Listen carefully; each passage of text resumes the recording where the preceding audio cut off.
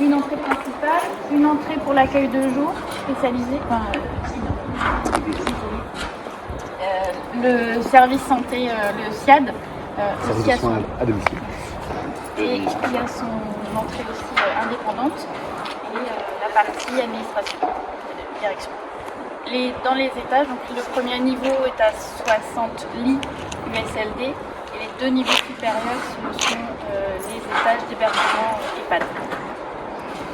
On rentre. On va se prolonger jusqu'à un jardin qui sera visible depuis ici. À droite, on a un accueil et puis un très grand patio qui va être digitalisé. Il est en cours de réception des matériaux. Il sera digitalisé tout autour de la verrière qui éclaire elle-même la cuisine à l'étage en dessous. C'est-à-dire que le personnel de cuisine va bénéficier également d'éclairement le plus naturel possible, malgré le fait qu'il se retrouve en vrai de jardin. Ici, la salle va comporter des parties mobiles qui vont permettre de mettre en lien à la belle saison à la fois cette salle, la rue et le patio. Les portes vont être évidemment ouvertes, tout ça de plein pied pour faciliter les accès. Il y a quelques services de proximité comme le salon de coiffure qui se trouvera ici ainsi que l'institut de soins esthétiques, bien sûr. Soins esthétiques. Il y a des salons de famille. Donc en fait autour de cette village, on comprend bien qu'il y a un souhait d'intégrer des fonctionnalités que l'on trouve en ville à l'intérieur et de rendre cet espace convivial. Par ici, on va rentrer ultérieurement dans l'espace des unités protégées avec un contrôle sécurisé, bien entendu. Si vous voulez, on peut s'y rendre. Oui. Comme ça, on verra un tunnel qui se trouve ici, une autre là, et une autre qu'on va franchir tout à l'heure, de l'autre côté, en passant le long d'un jardin. Je vous invite à venir vous rendre par ici. Donc là, c'est une ouverture importante des espaces qui vont comporter une visite d'ergothérapie, un espace de déambulation et de salon, le tout sous contrôle de restauration et le tout sous contrôle d'un poste central de surveillance des soins. On commence à avoir une vision des aménagements extérieurs. Oui, tout à fait. Donc toutes les unités en fait sont ouvertes visuellement vers des espaces jardins qui sont eux-mêmes protégés et clos. Donc ça c'est en cours de réalisation comme vous le voyez. Ces jardins sont ouverts à l'ouverture. Côté simplement pour voir ce que verront les gens qui résideront ici pour aller dans l'autre aile en passant au milieu du jardin. De façon ouverte.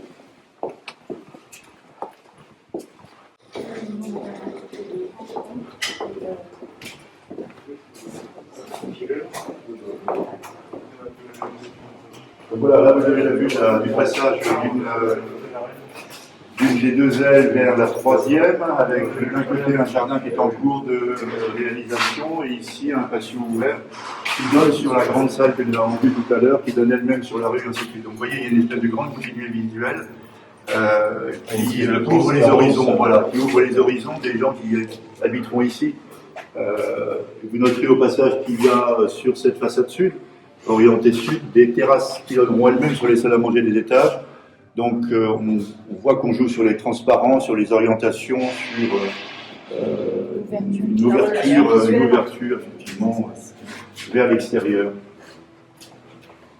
Place de vie, salle à manger et thérapeutiques et autour, comme sur la même disposition que les précédentes, vous avez des chambres autour qui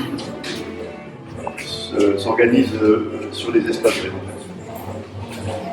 Voilà. Là, vous voyez la face cachée de ce que vous verrez plus aux étages. Il y a beaucoup évidemment de fluides cachés dans les plafonds, des mines à gaz, sans jeu.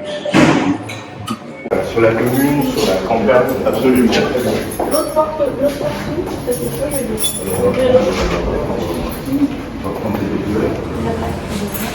Avec chaussée de soleil même breton, que l'on retrouvera sur des grandes baies vitrées en bas et à l'ouest et au sud. Donc là ici on a effectivement un système qui permet de protéger celle-ci et la baie vitrée. Ce n'est plus le cas évidemment en dessous, c'est plus nécessaire puisqu'il y a une ombre portée. En tout cas, vous pouvez constater que l'effort a été produit sur le type de garde-corps qui permet d'avoir, même en fauteuil roulant, une visibilité vers le bas qui est quand même assez heureuse.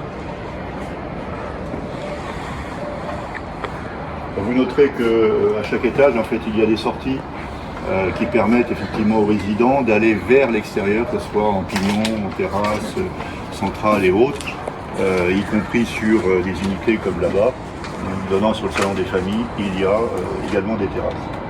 Donc toujours cet intérieur-extérieur qui a été choisi pour rendre la vie aussi bien des résidents que du personnel d'ailleurs, avoir un équipement qui lui permette de travailler dans des conditions, enfin en tout cas moi je l'espère, les meilleures possibles, parce que beaucoup de choses ont été faites en ce sens-là. Il n'y a pas que les résidents, il y a le personnel qui bosse. C'est ce qui nous avait fait retenir. Sur cette compresse, on peut poursuivre, vous allez voir au bout des ailes la configuration des circulations. En fait, ce ne sont pas des circulations parfaitement parallèles de bord, elles sont ouvertes vers, encore une fois, le pignon et vers les baies, pour permettre effectivement une ouverture lumineuse et de vue et de déambulation. Donc là, c'est quoi ce son?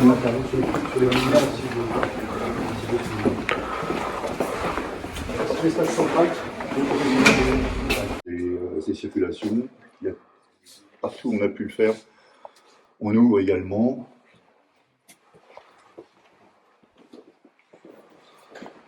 Un accueil salon des familles qui donne sur une terrasse. Il y a vraiment des vues chouettes.